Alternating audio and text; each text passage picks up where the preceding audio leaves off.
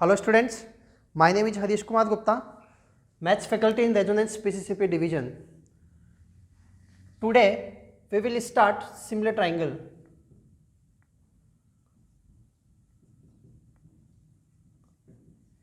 Similar triangle. अपने 10th class का important topic है ये. देखो सिमिलर ट्राइंगल क्या होता है. सिमिलर ट्राइंगल स्टार्ट करूं मैं, इसके पहले थोड़ा सा बात करूंगा आपसे कॉन्ग्रुएंट ट्राइंगल के बारे में या कॉन्ग्रुएंट फिगर्स के बारे में कि कॉन्ग्रुएंट फिगर्स क्या होते हैं. कोई भी दो फिगर है अगर वो कॉन्ग्रुएंट है तो इसका मतलब ये होता है कि उन दोनों फिगर का शेप और साइज दोनों बिल्कुल सेम है. अगर कोई भी दो फिगर है वो आपस में कॉन्ग्रुएंट है तो इसका मतलब ये होता है कि उन दोनों फिगर का शेप एंड साइज वो दोनों कैसा है, बिल्कुल सेम है. मतलब दोनों फिगर देखने में बिल्कुल एक जैसे होंगे.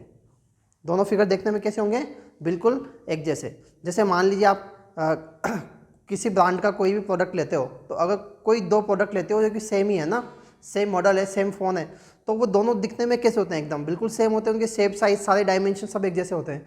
तो दोनों फिगर आपस में कैसे कॉन्ग्रुएंट हैं. लेकिन अगर बात करें आपसे सिमिलर फिगर के बारे में कि सिमिलर फिगर क्या होता है, तो सिमिलर फिगर का मतलब होता है कि ऐसे दो फिगर जिनका शेप सेम हो, साइज वेरी कर सकती है, साइज डिफर हो सकती है. जैसे मान लीजिए आपके पास कोई भी दो बॉल है, दोनों बॉल देखने में बिल्कुल एक जैसी है, सेम कंपनी की, सेम कलर की, बिल्कुल एक जैसी बॉल है. लेकिन क्या है कि एक बॉल की साइज बड़ी, एक बॉल की साइज छोटी है.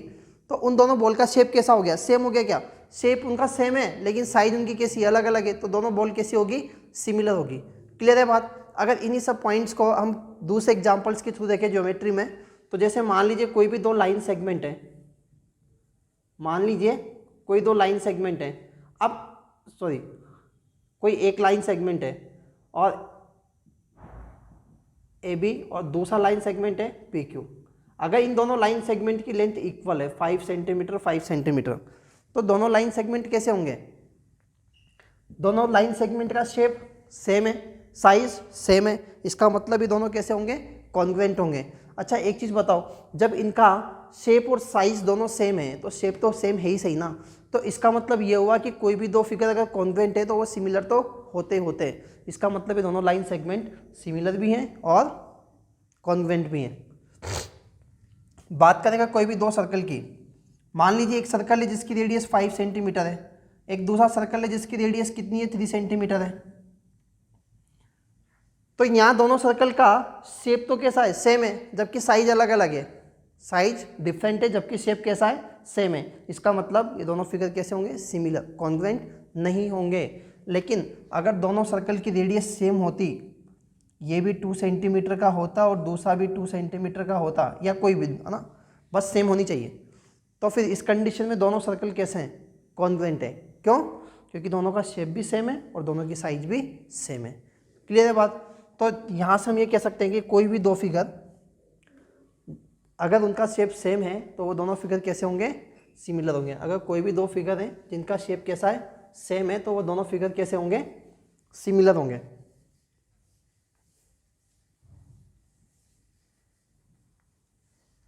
तो लिख लेते हैं इसमें सबसे पहले सिमिलर फिगर क्या होते हैं.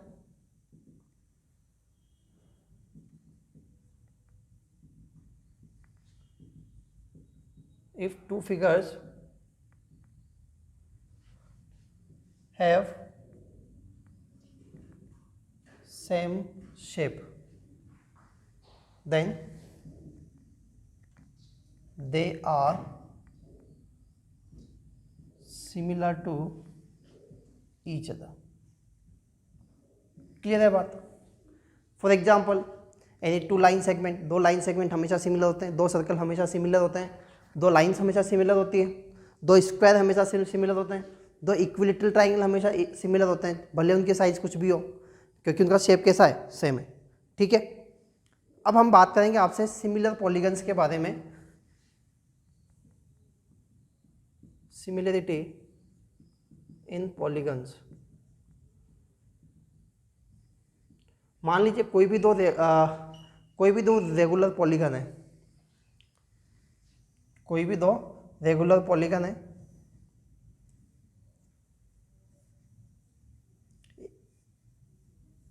एक हेक्सागन बना दिया मैंने यहाँ पे A B C D E F, और एक दूसरा हेक्सागन बना दिया मैंने PQRSTU। तो हम कोई भी दो पॉलीगन्स को, अब चाहे वो पेंटागन्स हो चाहे वो हेक्सागन्स हो, कुछ भी हो सकता है ना, कोई भी दो पॉलीगन्स हैं, अगर मैं इनके अंदर सिमिलरिटी की बात करूँ कि दोनों सिमिलर कब होंगे, तो सुने ध्यान से, कोई भी दो पॉलीगन सिमिलर होते हैं अगर उनके करस्पॉन्डिंग साइड्स जो हैं वो सेम रेशियो में हो। दूसरा पॉइंट, उनके करस्पॉन्डिंग एंगल्स कैसे हो, सेम हो। तो इसमें देखें, if two polygons are similar then their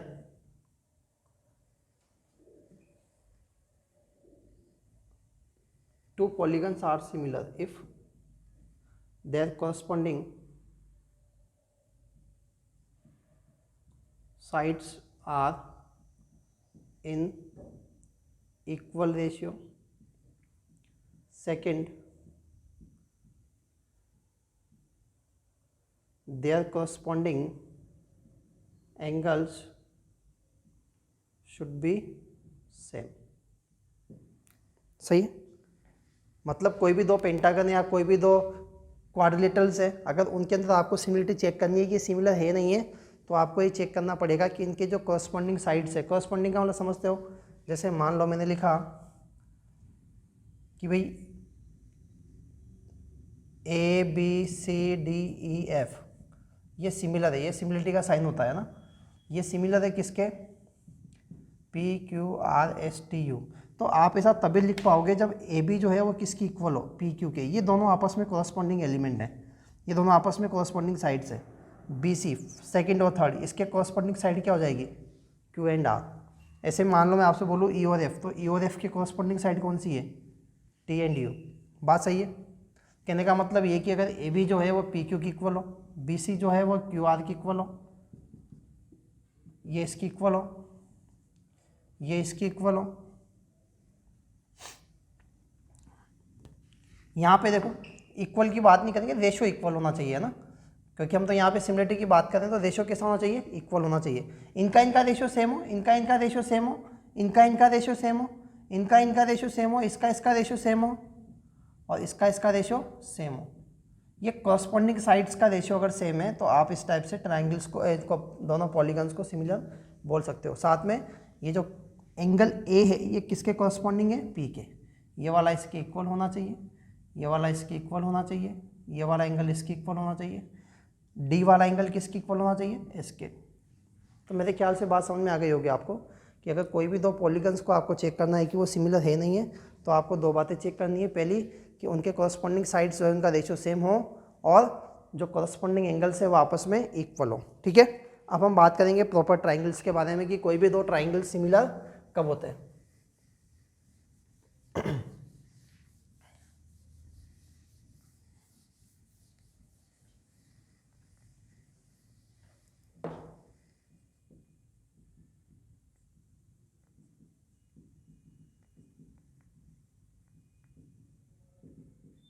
देखो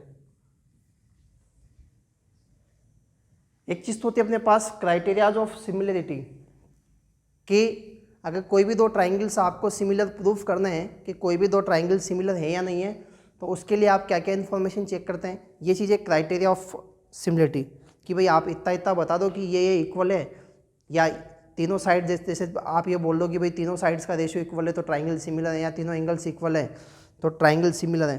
तो ये चीज़ तो होती है क्राइटेरिया ऑफ सिमिलरिटी, इसको हम बाद में पढ़ेंगे। हाँ, अभी केवल बेसिक इंट्रोडक्शन ले रहे हैं कि अगर कोई भी दो ट्राइंगल सिमिलर हैं तो इसका मतलब क्या है, कौन कौन से एलिमेंट्स इसके इक्वल होते हैं, कौन कौन से साइड्स का रेशियो बराबर होता है, वो सब चीज़ें है ना। तो देखिए मान लो आपके पास दो ट्राइंगल हैं ABC और एक दूसरा ट्राइंगल है PQR। एक ट्राइंगल है आपके पास ABC और एक ट्राइंगल है आपके पास PQR। अब आप अगर ऐसा बोलते हो कि ट्राइंगल ABC जो है ये ट्राइंगल PQR के सिमिलर है, सिमिलर कब होते हैं इसके बारे में हम बात करेंगे क्राइटेरिया ऑफ सिमिलरिटी में, जो कि हम बेसिक प्रोपोर्शनल थ्योरम के बाद पढ़ेंगे ना, वो नेक्स्ट क्लास में देखेंगे। आज हम क्या अभी वाली क्लास में हम केवल इतनी सी बात कर रहे हैं आपसे कि अगर ट्राइंगल सिमिलर है तो आपको किस टाइप से इन्फॉर्मेशन मिलती है। ट्राइंगल सिमिलर कब होते हैं वो अपन नेक्स्ट क्लास में बात करेंगे, क्योंकि उस चीज़ को प्रूफ करने के लिए आपको बीपीटी की ज़रूरत होती है, जो हम आज की क्लास में देखेंगे। तो पहले देखें इसको। अगर मान लो आप ऐसा बोलते हो कि दोनों ट्राइंगल आपस में सिमिलर हैं, ट्राइंगल एबीसी सिमिलर टू, या सिमिलिटी का साइन होता है सिमिलर टू ट्राइंगल पीक्यूआर, तो इसका मतलब ये होता है कि इसकी जो कॉरस्पॉन्डिंग साइड्स है उनका रेशियो बराबर होना चाहिए। अब कॉरस्पॉन्डिंग साइड्स का मतलब क्या हो गया, देखो ए बी के कॉरस्पॉन्डिंग फर्स्ट टू से जो बनी हुई है पी क्यू, ये इनका रेशियो सेम होना चाहिए या ये प्रोपोर्शनल होनी चाहिए। बी सी, तो बी सी के प्रोपोर्शनल क्यू आर। ए सी, तो ए सी के प्रोपोर्शनल क्या होगा P R. And corresponding angle भी सेम होने चाहिए, ये एंगल ए ये एंगल पी, तो ये आपस में बराबर होने चाहिए। एंगल बी किसके इक्वल होना चाहिए, एंगल क्यू के। एंड एंगल सी किसके इक्वल होना चाहिए, एंगल आर के। बात समझ में, कोई भी दो ट्राइंगल अगर आपस में सिमिलर है तो आप वहाँ से इन्फॉर्मेशन दे सकते हो क्या क्या, कि भाई कॉरस्पॉन्डिंग एलिमेंट्स जो हैं या कॉरस्पॉन्डिंग साइड्स जो हैं उनका रेशियो बराबर होगा और कॉरस्पॉन्डिंग एंगल आपस में इक्वल होंगे। सही है, मैंने यहाँ पे लिखा है कि ये वाला एंगल ए जो है वो किसकी इक्वल है, पी के। बी जो है वो किसकी इक्वल है, क्यू के। सी किसकी इक्वल है, आर के। सही है, तो अभी हमें ये पता लग गया कि ट्राइंगल सिमिलर हैं, तो ये दो इन्फॉर्मेशन हमें मिल जाती है। सही है, अभी हमने ये बात नहीं की आपसे कि ट्राइंगल सिमिलर कब होते हैं या ट्राइंगल को सिमिलर करने के लिए आपको क्या क्या चाहिए, उसके बारे में बात अगली क्लास में करेंगे। यहाँ से एक क्वेश्चन देखते हैं छोटा सा। मान लीजिए आपको ऐसा दिया गया है कि एक ट्राइंगल एबीसी जो है वो सिमिलर है ट्राइंगल पीक्यूआर के। Triangle ABC similar to triangle PQR. Angle A equals to 50 degree, angle R equals to 60 degree. Find angle B, angle C, angle Q, angle P. ये चारों एंगल्स फाइंड कीजिए। तो देखिए हम क्या करेंगे, यहाँ पे हमें बोला गया है कि ट्राइंगल एबीसी जो है वह किसके सिमिलर है, ट्राइंगल पीक्यूआर के। तो हम एंगल्स के बारे में बात कर सकते हैं कि कॉरस्पॉन्डिंग एंगल्स आपस में बराबर होंगे। एंगल ए किसके बराबर होगा, एंगल पी के। और एंगल ए कितना दिया हुआ था 50, इसका मतलब पी भी कितना हो जाएगा 50 डिग्री। अच्छा, एंगल बी सेकंड वाला एंगल ये किसके इक्वल होना चाहिए, क्यू के। और क्यू किसके बराबर दिया हुआ था, नहीं दिया हुआ है, एक बार के लिए छोड़ देते हैं। एंगल सी किसकी इक्वल आ जाएगा, आर के, जो कि किसके इक्वल गिवन है 60 के। अब तीनों एंगल का सम पता है कि आपको किसी भी ट्राइंगल में कितना होता है 180 होता है, तो हम वहाँ से थर्ड एंगल फाइंड कर लेंगे। Because angle A plus angle B plus angle C equals to 180 degree. Angle A कितना है आपके पास 50 डिग्री, एंगल बी आपको चाहिए और एंगल सी आपके पास है 60 डिग्री। तो एंगल बी कितना जाएगा 70 डिग्री, और जितना एंगल बी होगा उतना ही एंगल क्यू हो जाएगा। ठीक है, तो कुल मिला के अगर आपको ये पता है कि ये ट्राइंगल इसके सिमिलर है तो हम वहाँ से कॉरस्पॉन्डिंग एलिमेंट्स के बारे में बात कर सकते हैं। ठीक है, तो बात इतनी सी है कि अगर आपको ये पता हो ना कि ट्राइंगल कौन कौन से सिमिलर हैं तो वहाँ से इन्फॉर्मेशन निकालनी आनी चाहिए आपको। जैसे मान लीजिए मैंने बोल दिया कि ट्राइंगल पी क्यू आर जो है ना वो सिमिलर है ट्राइंगल एम एन या एम एल एन के, ऐसे कोई नाम दे दिया, तो आपको ये पता होना चाहिए यहाँ से कि भाई अगर ये सिमिलर है ना तो इन दोनों का रेशियो मतलब P Q upon M N, इन दोनों का ratio Q R upon L N, और इन दोनों का ratio P R upon M N, ये कैसा होगा, इक्वल होगा। ये चीज़ आपको यहाँ से देखनी आनी चाहिए। कॉरस्पॉन्डिंग एंगल इसके बराबर होंगे, मतलब एंगल पी किसके बराबर होगा, एंगल एम के। एंगल क्यू किसके बराबर होगा, एंगल एल के। और एंगल आर किसके बराबर होगा, एंगल एन के। ठीक है,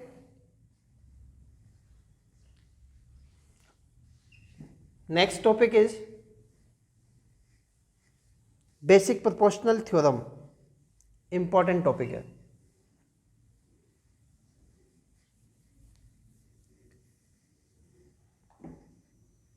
नेक्स्ट टॉपिक है अपना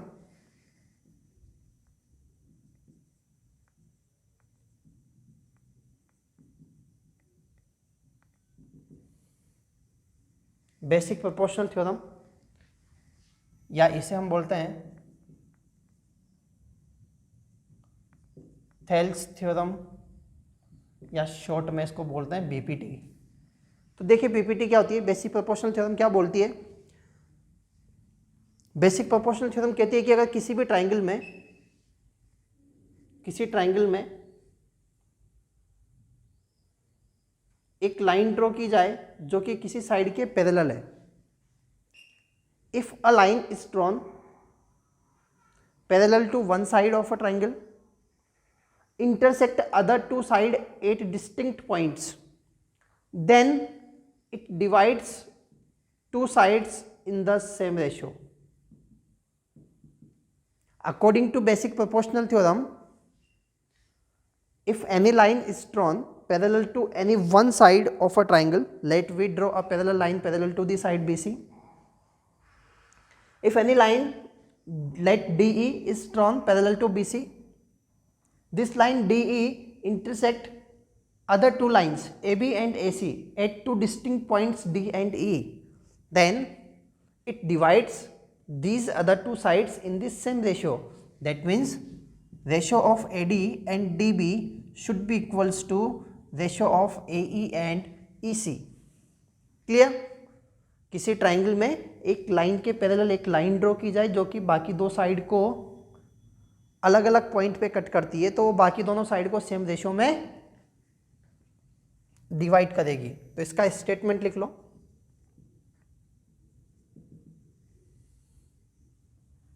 इसका स्टेटमेंट क्या होता है,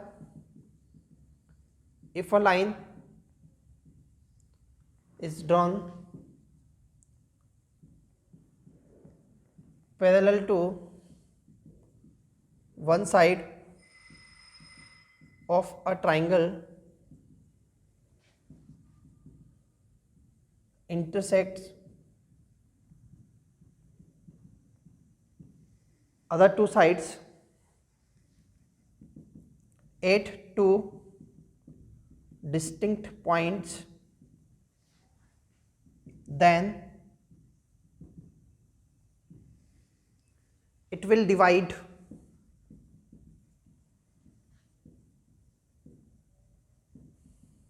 other two sides, then it will divide other two sides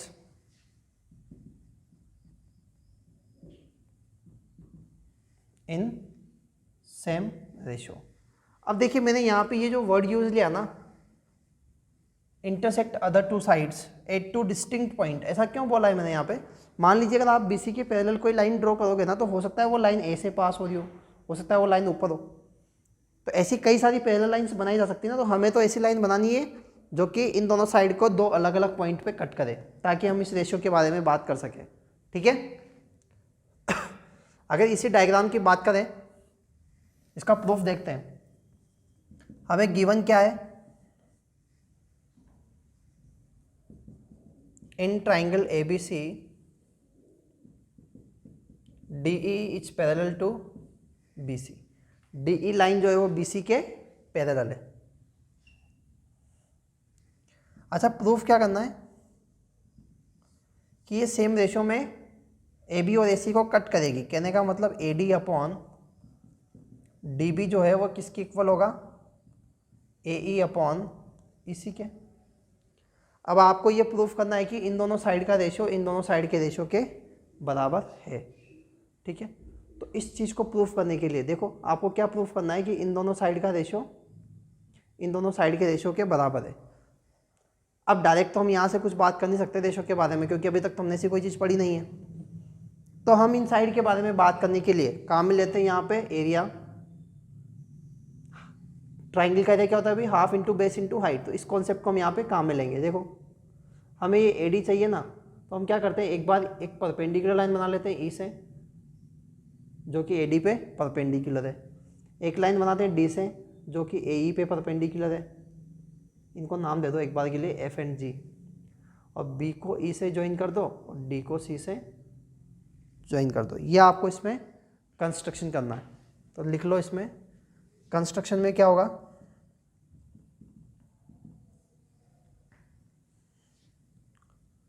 draw DF is perpendicular to AE,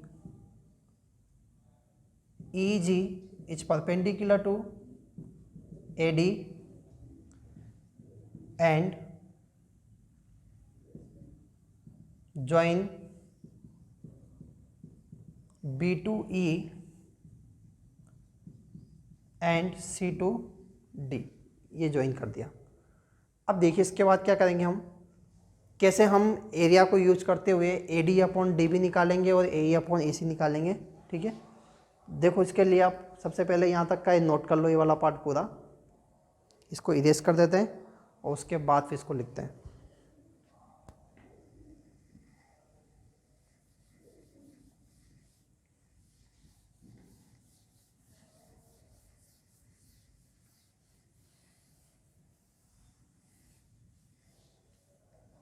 देख इसका प्रूफ, आपको AD चाहिए और DB चाहिए, तो जब आपको AD चाहिए ना तो आप ये वाला ट्राइंगल लो ADE, तो इसका एरिया क्या लिखोगे, area of triangle ADE equals to half into base into height. अगर मेरे को AD साइड चाहिए तो मैं बेस ले लेता हूँ AD को, AD अगर बेस लिया है तो हाइट कितनी हो जाएगी EG, इक्वेशन नंबर 1। अच्छा अब बात करते हैं DB के बारे में, तो उसके लिए हम क्या करेंगे, एरिया ऑफ ट्राइंगल DBE। देखो ध्यान से, अगर मैं इस ट्राइंगल को बनाऊं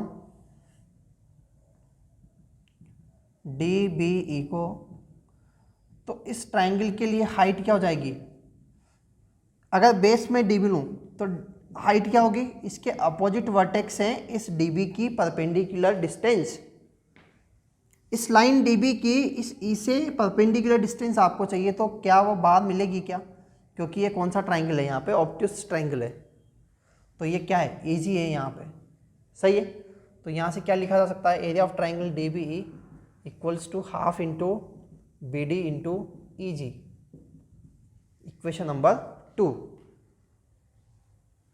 अब अगर मैं यहाँ से इन दोनों का रेशो निकालूं तो area of triangle ADE upon area of triangle DBE half into AD into EG, half into BD into EG, EG से EG कैंसिल, हाफ से हाफ कैंसिल, तो ये रेशो कितना जाएगा AD अपॉन BD, इसको भी इक्वेशन 3 नाम दे दो।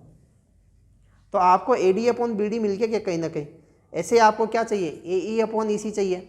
जब आपको AE अपॉन EC चाहिए तो देखो AE कहाँ से मिलेगा, इस वाले ट्राइंगल का एरिया निकाल लो, और EC के लिए इस वाले ट्राइंगल का एरिया निकाल लो, सही है। इसके बाद हम लिखेंगे area of triangle AED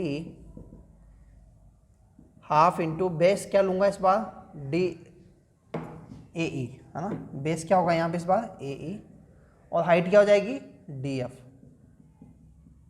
equation number 4। Now area of triangle EC आपको चाहिए ना, तो DCE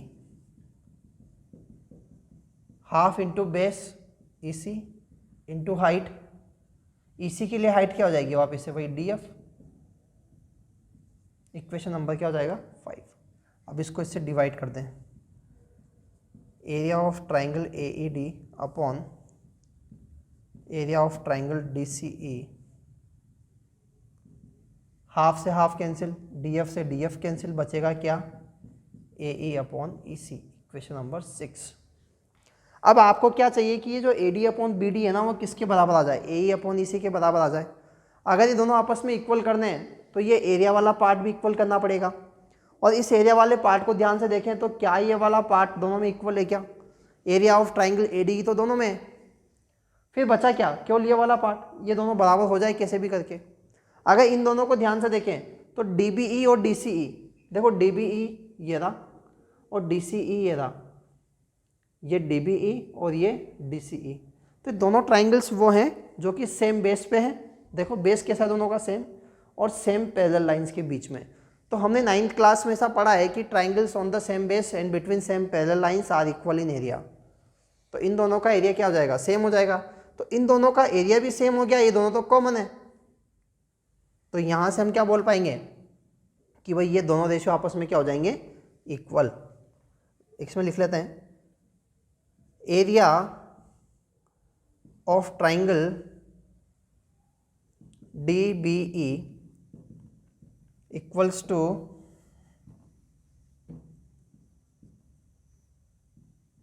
area of triangle DCE because triangles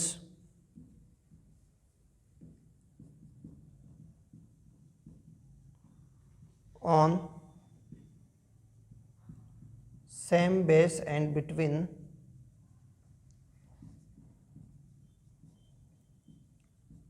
same parallel lines are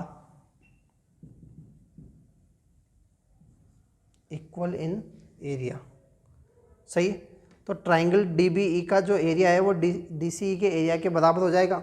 अब क्योंकि DBE का एरिया DCE के एरिया के बराबर है तो हम ऐसा बोल सकते हैं कि area of triangle ADE upon area of triangle DBE जो है इसको हम क्या लिख दें, ADE को तो ऐसा लिखा देने दें और DBE की जगह क्या लिख दें, DCE। ये वाला किसकी इक्वल था, ये रेशो किसकी इक्वल था, AD अपॉन DB के, और ये रेशो किसकी इक्वल है, AE अपॉन EC के। आपको ये तो चाहिए था।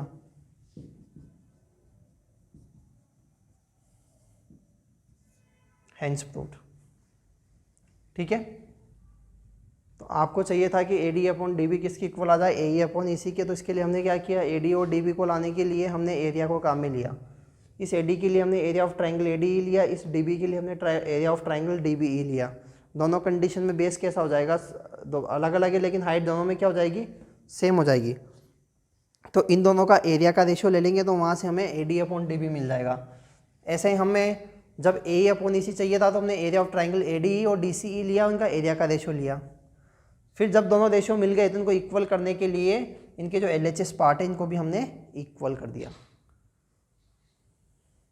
ठीक है, नेक्स्ट देखें।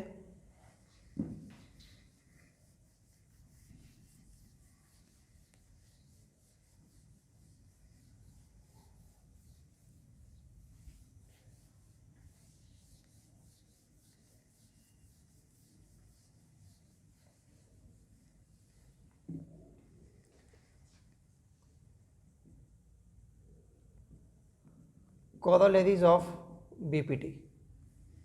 नेक्स्ट लिखें कोरोलरीज ऑफ BPT। देखो कोरोलरीज क्या होती है, कोरोलरीज का मतलब होता है जस्ट बहुत आसान तरीके से समझे चीज़ों को तो सिमिलर रिजल्ट्स। एक रिजल्ट है उसको आपने डिड्यूस किया, उसको थोड़ा सा सॉल्व किया, कुछ मॉडिफाई किया और दूसरा रिजल्ट लेके आ गए, तो वो क्या है, उसकी कोरोलरी है। जैसे मान लो मैंने लिखा कि A अपॉन B बराबर C अपॉन D होता है। अगर इसका रिवर्स कर दूं तो B upon A equals to कितना गया, D अपॉन C, ये इसी से आया है क्या। तो ये क्या है, कोरोलरी है इसकी। ठीक है, तो अभी हमने यहाँ पे एक चीज़ देखी है कि कोई भी ट्राइंगल है, जैसे मान लो ट्राइंगल का नाम लिया मैंने यहाँ पे ABC और एक पैरेलल लाइन बना दी मैंने यहाँ पे DE। ABC में ये लाइन DE जो है वो किसके पैरेलल है, BC के। तो हमें यहाँ से रिजल्ट क्या मिलता है, बाय BPT एक स्टैंडर्ड रिजल्ट हम क्या निकालते हैं, AD upon DB equals to AE upon EC। अब अगर मैं इसकी कोरोलरीज बनाऊं या मैं कुछ ऐसे रिजल्ट्स निकालूं यहाँ से जिसको सीधे सीधे हम काम में ले लें, तो वो ऐसा हो सकता है कि भाई DB upon AD equals to EC upon AE, just दोनों को रिवर्स कर दिया। या एक बहुत अच्छा तरीका ये होता है कि आप ऐसे समझो कि first half upon second half बराबर first half upon second half, second half upon first बराबर सेकंड हाफ अपॉन फर्स्ट। अच्छा, ये तो पहला हो गया। मैं क्या करता हूँ, अब इसमें कुछ और रिजल्ट निकालने के लिए दोनों साइड पे +1 कर देता हूँ। दोनों साइड पे क्या किया मैंने, +1 किया। तो यहाँ से मुझे क्या मिल जाएगा, D B plus A D, जो कि किसके बराबर है, ए बी के, और ये किसके बराबर हो जाएगा, ए सी के। तो यहाँ से आपको क्या मिला, A B upon A D बराबर ए सी अपॉन ए ई। इसका मतलब क्या हो गया कि full upon first half, full upon first half बराबर फुल अपॉन फर्स्ट हाफ। अच्छा, यहाँ से अगर इस वाले रिजल्ट का भी मैं रिवर्स कर दूँ तो A D upon A B ये किसके इक्वल हो जाएगा, ए ई अपॉन ए सी के, मतलब first half upon full, first half upon full. ऐसे ही ये भी रिजल्ट निकल आ सकता है अगर आप दोनों साइड पे -1 कर दो, अगर दोनों साइड पे -1 कर दो तो फिर हमें क्या मिल जाएगा, इस टाइप की रिजल्ट मिलेंगे फिर हमें, B D upon A B second half upon full, ये किसके इक्वल हो जाएगा, E C second half upon full. सही है, तो ये भी इसका सिमिलर रिजल्ट हो गया। इसका रिवर्स कर दें तो A B upon B D बराबर A C upon E C, मतलब फुल अपॉन सेकेंड हाफ। तो फुल ऑफ दोनों साइड पे अगर चलो तो A B upon D B बराबर A B upon E C, A B upon A D बराबर A B upon A E, उसके अलावा A D upon D B बराबर ए ई अपॉन ई सी। तो ये सब रिजल्ट जो है हमें कहाँ से मिलते हैं, बी पी टी से। ठीक है, नेक्स्ट टॉपिक लेते हैं हम यहाँ से, converse of B P T. पहले इनके प्रूफ देख लेते हैं, फिर नेक्स्ट क्लास में इसके ऊपर क्वेश्चंस करेंगे। तो अभी हमने देख लिया है बीपीटी की कोरोलरीज। नेक्स्ट हम देख रहे हैं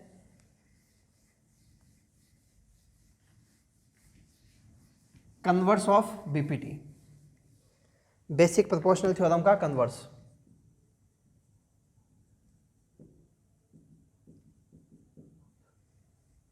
देखिए बेसिक प्रोपोर्शनल थ्योरम का कन्वर्स क्या होता है। मेन थ्योरम हमें पता है ना, मेन थ्योरम में क्या था, या बीपीटी का स्टेटमेंट क्या था कि if a line is drawn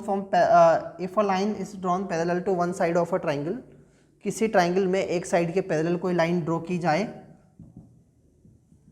parallel draw की जाए तो वो सेम रेशो में डिवाइड करती है। अब इसका कन्वर्स क्या हो जाएगा कि अगर कोई लाइन किसी ट्राइंगल की दो साइड को सेम रेशो में डिवाइड करें, अगर कोई लाइन किसी ट्राइंगल की दो साइड को सेम रेशो में डिवाइड करे तो वो लाइन थर्ड साइड के पैरेलल होगी। तो इसका स्टेटमेंट क्या लिखेंगे, if a line divides any two sides of a triangle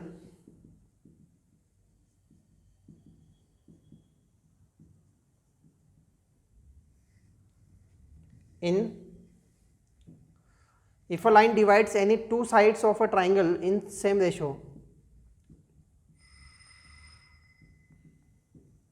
then it will be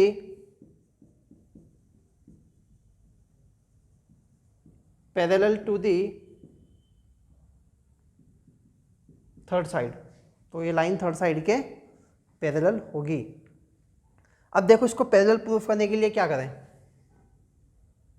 सबसे पहले तो गिवन लिख लेते हैं। गिवन क्या है आपको,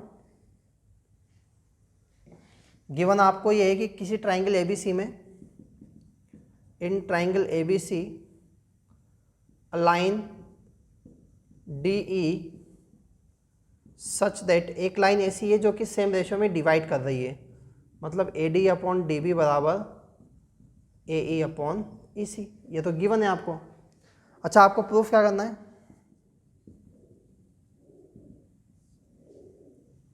कि डी ई लाइन जो है वो बी सी के पैरेलल है। सही है, डी ई लाइन किसके पैरेलल है, बी सी के। देखना ध्यान से, हम क्या करने वाले हैं यहाँ पे, एक ट्राइंगल ए बी सी हमारे पास है जिसमें एक लाइन हमने बना दी डी ई, ये ऐसी लाइन है जो कि सेम रेशो में डिवाइड करती है। अब हमें ये प्रूफ करना है कि ये लाइन पैरेलल है, तो हम यहाँ पे कॉन्ट्राडिक्शन को काम में लेते हैं। हम ये मान लेते हैं कि ये लाइन पैरेलल नहीं है, हमें मान लेते हैं कि ये लाइन इसके पैरेलल नहीं है। अब अगर ये लाइन पैरेलल नहीं है तो डी से एक लाइन तो ऐसी होगी ना जो पैरेलल होगी, तो हम एक लाइन ऐसी बना देते हैं डी ई डैश, जो कि इस बी सी के पैरेलल है। तो देखो इस कंस्ट्रक्शन में हम क्या लिखेंगे, let DE is not parallel to BC, so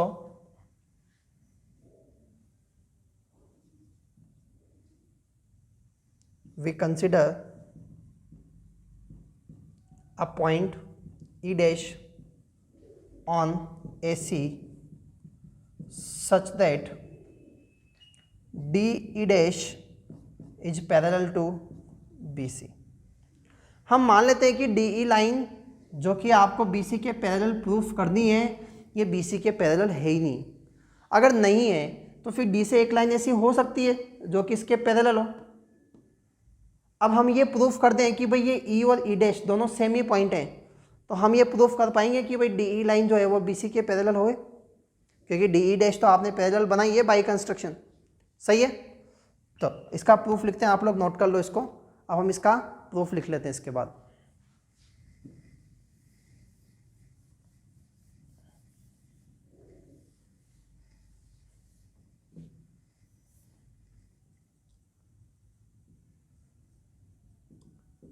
in triangle ABC DE dash is parallel to BC, कहाँ से मिला?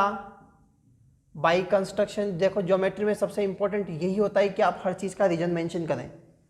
बाई कंस्ट्रक्शन आपको ये मिला, so by basic proportional theorem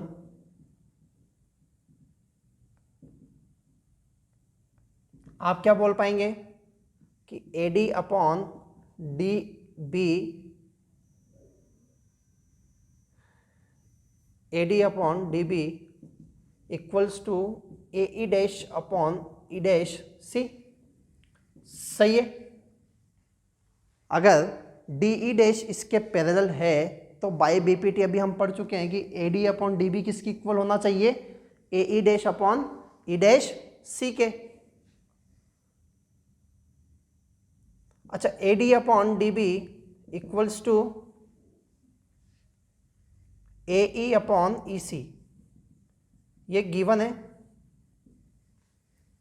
इसको इक्वेशन 2 दे दो। फ्रॉम इक्वेशन 1 एंड 2, भाई ये रिजल्ट कब मिला?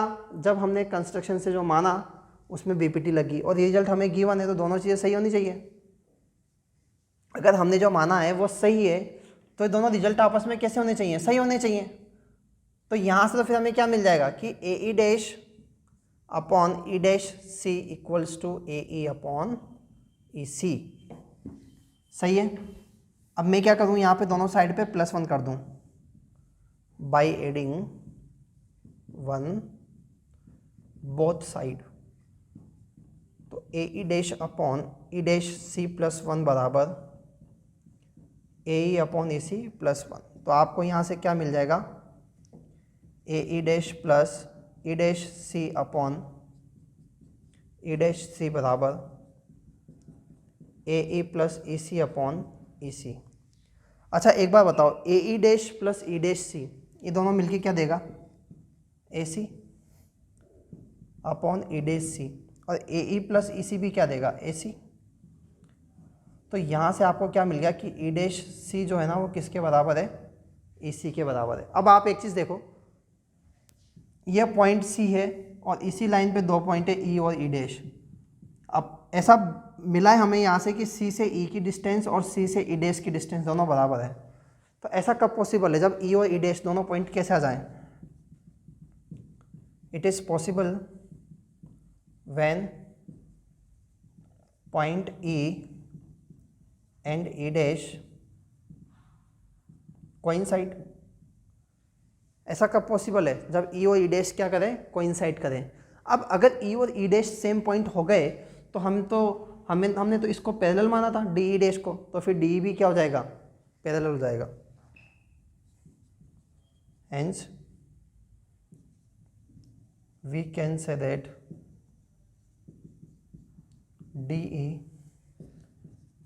Is parallel to BC।